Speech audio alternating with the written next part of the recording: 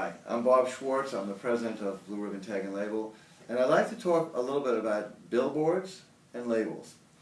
In preface, you've heard me say before that the three main rules of a perfect label are: one, to clearly announce what's inside the package; two, that the package has to call for your attention, it has to grab your eye; and three, the package has to be professionally designed, so that when the consumer looks at the package, he feels comfortable, confident, and they can trust the product.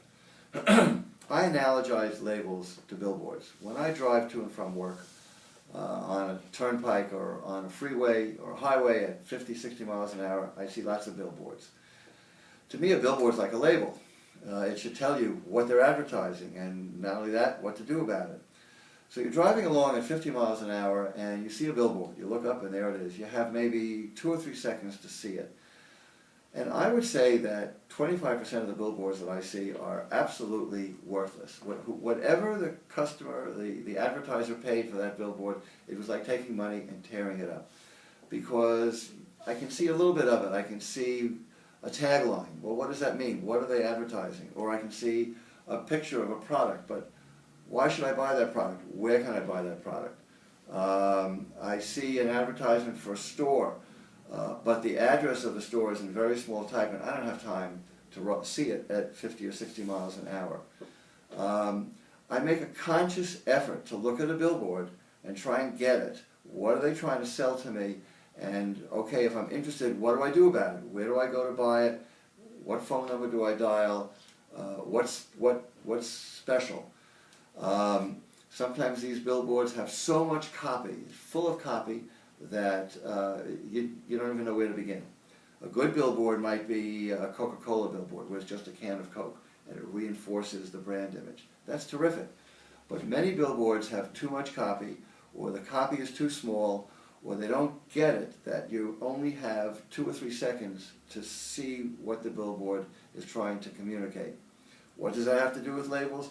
The same thing. If you're a person who buys labels, just pretend that you're walking down the aisle of a supermarket or a drugstore and perhaps pushing a cart, and you're surrounded by all kinds of graphic stimuli. There's lots of products, lots of colors, lots of labels on the shelf.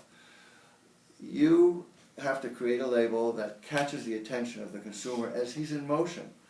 And once his attention is captured, you've got to impart to him very quickly, hey, here I am, and this is who, I'm selling shampoo, and I have a beautiful design, and you can be confident that my shampoo is physically and in terms of health-wise safe for you to use.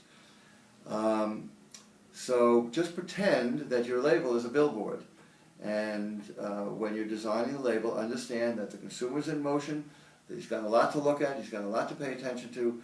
You only have a couple of seconds to grab his attention.